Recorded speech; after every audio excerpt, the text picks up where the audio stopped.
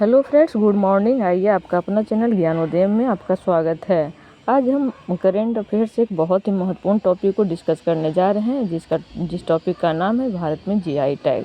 GI tag के संबंधित लाभ, प्रबंधन और चुनौतियां और सरकार के द्वारा किए गए प्रयासों को देखने के प्रयास करेंगे। तो आइए इसे समझते हैं। सबसे पहले कि जीआई टैग है क्या, हाल ही में चर्चा का विषय क्यों बना हुआ है। 4 जनवरी 2024 को उड़ीसा, अरुणाचल प्रदेश, पश्चिम बंगाल और जम्मू कश्मीर के 17 से अधिक उत्पादों ने प्रतिष्ठित भौगोलिक संकेतक टैग हासिल किया। ये करंट अपडेट है। अब जानने का प्रयास करते हैं कि परिभाषा के रूप में जीआई टैग को कैसे परिभाषित किया जाएगा।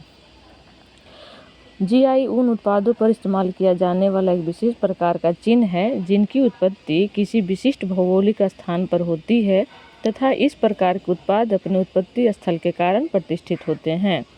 भौगोलिक संकेतक आमतौर पर कृषि उत्पादों, खाद्य पदार्थों, वाइन एवं स्पिरिट, पेय पदार्थों, हस्तशिल्प एवं औद्योगिक उत्पादों के लिए उपयोग किए जाते हैं। भौगोलिक संकेतक प्राप्त उत्पादों के बढ़ते महत्व को देखते हुए इनकी प्रबंधन की प्रक्रिया के साथ इन उत्पादों से होने वाले लाभों एवं चुनौतियों का विस्तृत मूल्यांकन आवश्यक है। प्रबंधन को जानने का प्रयास करते हैं कि औद्योगिक संपत्ति की सुरक्षा के लिए पेरिस कन्वेंशन के तहत भौगोलिक संकेतकों को बौद्धिक संपदा अधिकार (IPR) के एक घटक के रूप में शामिल किया गया है। नेक्स्ट, अंतर्राष्ट्रीय स्तर पर जीआई को विश्व व्यापार संगठन के बौद्धिक संपदा अधिकारों के व्यापार संबंधित पहलुओं, जिसे शॉर्ट में TRIPS पर किए गए समझौते के द्वारा प्रबंधित किया गया है। भारत में जीआई टैग पंजीकरण को वस्तुओं के भौगोलिक संकेतक अधिनियम 1999 द्वारा प्रशासित किया जाता है। यह अधिनियम WTO के प्रावधानों के अनुरूप है। जीआई ऑफ गुड्स अधिनियम 1999 को प्रशासित करने के लिए पेटेंट, डिजाइन और ट्रेडमार्क के महानियंत्रक के तहत जीआई रजिस्ट्री स्थापित की गई है, जो वस्तुओं को जीआई की सुरक्षा करती है। भौगोलिक संकेत रजिस्ट्री का मुख्यालय चेन्नई, तमिलनाडु में स्थित है। पीटी पॉइंट ऑफ व्यू से ये लाइन आप जानने का प्रयास करेंगे कि भौगोलिक संकेतक रजिस्ट्री का मुख्यालय चेन्नई, तमिलनाडु में स्थित है। जीआई टैग किसी विशिष्ट क्षेत्र को प्रदान किया जाता है, ना कि किसी व्यक्ति व्यापारी को।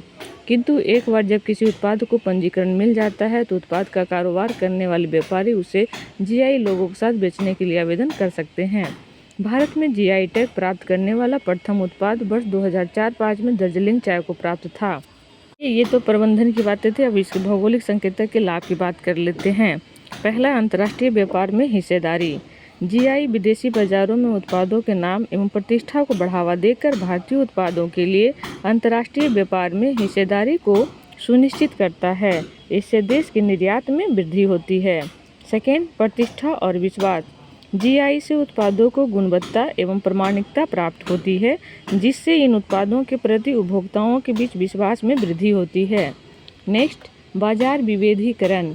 जीआई उत्पाद बाजार में अपना एक अलग स्थान प्राप्त करते हैं, जिससे इन उत्पादों को विशिष्ट मूल्य मिलने की संभावना बढ़ जाती है।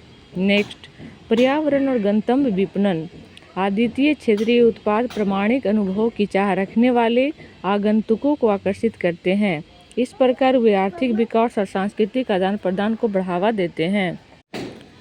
अगला, उत्पादों को कानूनी सुरक्षा। जीआई टैग दूसरे द्वारा इन उत्पादों को अनधिकृत उपयोग को रोकता है। इससे स्थानीय व्यापारियों के हितों की सुरक्षा होती है। तो ये था जीआई टैग की लाभ। अब हम आगे बात करते हैं इससे संबंधित चुनौतियाँ।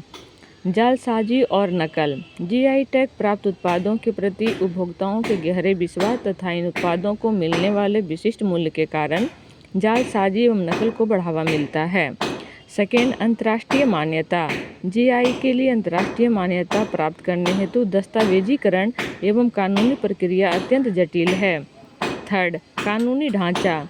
जीआई सुरक्षा को लागू करने के लिए एक मजबूत कानूनी ढांचे और प्रभावी प्रवर्तन तंत्र की आवश्यकता होती है। फोर्थ, उपभोक्ता जागरूकता और शिक्षा। अनेक उपभोक्ता अभी भी जीआई से संबंधित विशेष विशेषताओं से पूर्णतः अवगत नहीं हैं।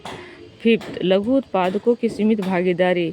सीमित संसाधनों, ज्ञान की कमी तथा नियामक आवश्यकताओं को पूरा करने में कठिनाइयों के कारण छोटे उत्पादों द्वारा जीआई टैगिंग में भाग लेने के अवसरों में कमी आती है। सिक्स्थ, स्थिरता और संरक्षण।